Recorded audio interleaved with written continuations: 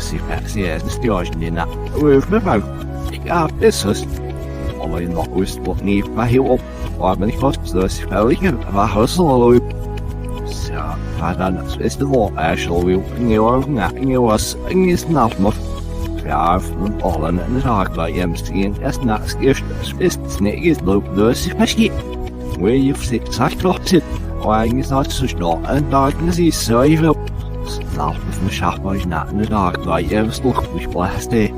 Nej, jag är inte alla närmare. Jag har en using for of sagt off mustökt like. Nej, på min dag och visst Hey everyone, and welcome back to your daily dose of gardening with Ben, the podcasts that are coming to you on a daily basis now and should be uploaded onto your podcast platform around 7 o'clock in the morning. So if you're not following us, do give us a follow, hit the bell as well to get notified when the podcasts come up and stay up to date with everything that is happening. So yesterday's podcast episode, we talked about everything that you can plant in November. So if you've not listened to that podcast, make sure you do give it a listen to, because there's plenty of things that we can still plant in the garden around this time of year. So why not give them a try and see what you can grow? I'm trying to grow plenty of stuff down at my allotment at this time of year. So follow me and let's see if we can grow some stuff together. So today's episode, we're going to be talking about all the things that you can be doing in the allotment to do the improvements and get everything shipshape ready for next year for the allotment. So we're going to be talking about that in today's podcast. So let's have a look at what jobs need doing down in the allotment. First of all, we're going to be talking about all the jobs which need doing in the vegetable garden at this time of year.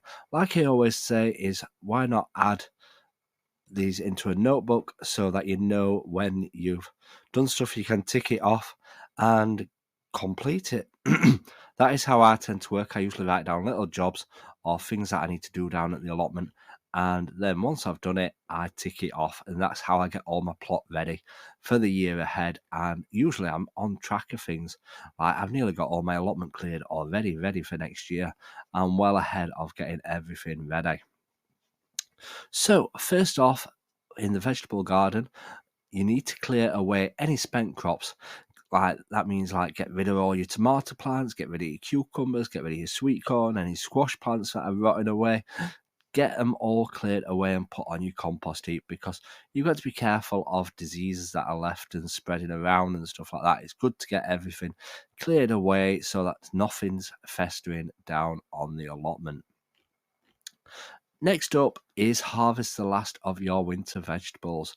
Harvest your hardy winter vegetables like cabbages, leeks, Brussels sprouts and kale, and usually parsnips as well after the first few frosts, because it adds nice taste to the parsnip. Never harvest them until after you've had a couple of frosts. The frosts always improve the taste of them. The same goes for leeks and Brussels sprouts. They always taste better after a couple of frosts because they can improve their flavour. Like I said yesterday in yesterday's episode, plant your garlic and your onions, as these are overwintering vegetables and they can fill a bed up, and you can get some harvests from them next year. And obviously you can, once you've harvested them, you can fill the bed with something else because they'll be ready around June, July time. So there's still plenty of time to grow other veg in them beds. Mulch your vegetable beds. Add a thick layer of organic mulch like straw, compost or well-rotted manure over your vegetable beds. Mulching helps protect the soil from erosion, suppresses the weeds and improves the soil ready for next year. Prepare soil for spring planting. Yes, get that soil ready now. That is what I've done. If you've been watching my YouTube videos, you'll see that I've nearly cleared every single bed on my plot. I've dug it all over. I've not necessarily got all the weeds out. We've just dug it over, cleared them all, got all the main big weeds out.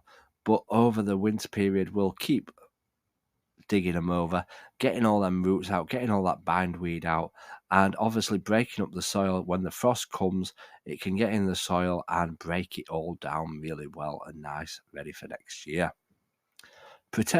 Perennial vegetables. If you have vegetables like asparagus, artichoke, or rhubarb, it's important to protect them against frost. Cut back asparagus after they have died back and mulch around crowns of perennials to insulate them ready for the freezing temperatures. Rhubarb usually does all right. My rhubarb usually survives well through winter. It's been in my allotment now for 20 years and it's still alive now. So that usually starts growing back around March time. Clean and store your garden tools.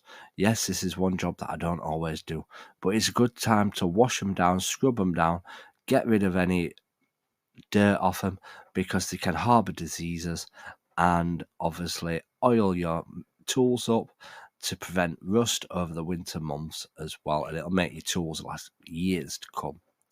Repair any raised beds and garden structures. Now, this is one job that I always do for the winter, which I always bleat on about in these podcasts. You're probably sick to hearing them about it, but I always use the winter period to do any repairs to my allotment, get things straight and tidy, and improve the shed. There's always work to be done in the shed, especially if you do love being in your shed like I do. There's always improvements that you can do to that. Cover bare soil with green manure. If you have empty patches in your vegetable garden, consider growing and sowing green manure such as mustard or winter rye.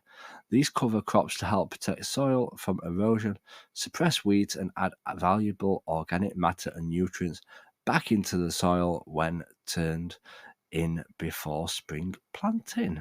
I've never actually grown green manure.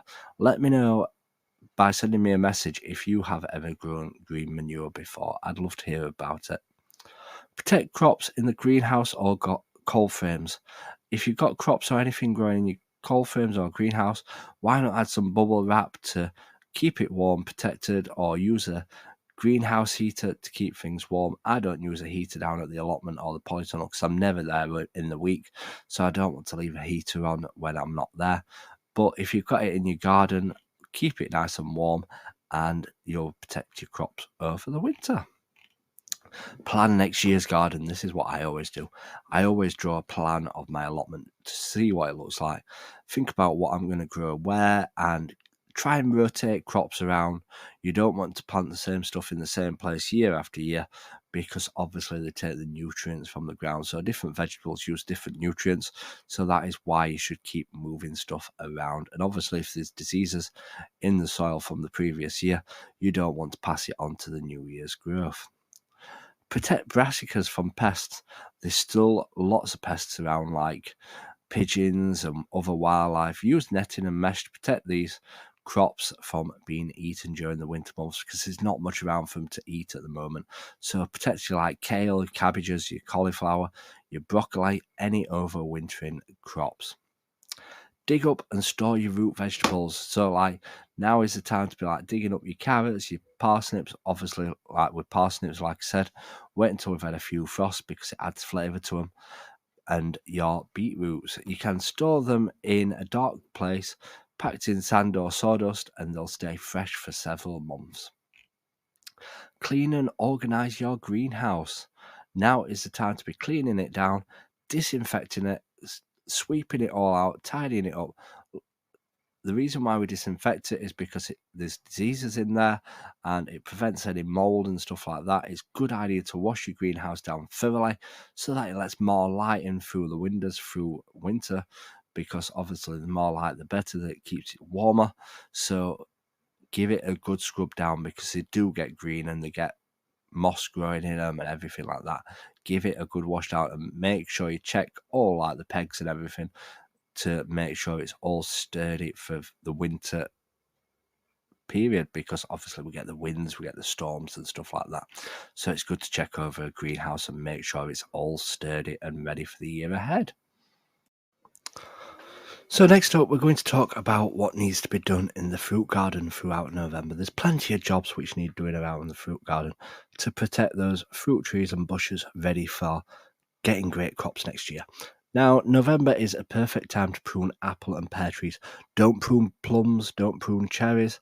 You don't prune anything that's got a stone inside it until around summertime. that is when you prune your plums and your cherries and your apricots. So you can only prune apple and pears at this time of year. Now, be careful when you're pruning them. Don't do what I did. I gave mine a massive prune last year, my cooking apple tree, and it's not fruited this year because I've stressed it out, I believe. That is what they call it. So only prune it as much as it needs it. Sometimes don't go over the top, just give it a tiny bit of a prune and then prune it some more the year after. So hopefully, I'm not going to prune mine this year, so hopefully I'll get lots of cooking apples next year. Mulch around fruit trees and bushes. This helps give nutrition back to the plants and helps feed them, and it insulates the roots from freezing temperatures, retains the moisture and suppresses the weeds. But if you put in mulch around your fruit trees, don't put them right up to the trunk as it can cause rotting. Leave a bit of a gap around the trunk. Harvest the last of the autumn fruits. Make sure you're harvesting your apples, your pears, your quinces. These can sometimes benefit from the cooler weather. It enhances the sweetness and the flavour of the apples. So make sure you get all them harvested, ready for the winter. If not, the squirrels will pinch them. Protect your soft fruit plants from the frost, like your strawberries, your raspberries, and other soft fruits can be vulnerable to frost damage. Protect them by covering the crowns with straw, fleece, or mulch to help insulate them during the colder months. This will prevent frost from penetrating too deeply and harming the plants. Plant new fruit trees and bushes. As I said in yesterday's episode, now is the perfect time to plant your fruit trees and your bushes. Prune your raspberry canes. For summer fruiting raspberries, prune back the canes that have fruited this year, leaving the new canes for next season's crop. Autumn fruiting raspberries should be cut down to ground level after they have finished producing.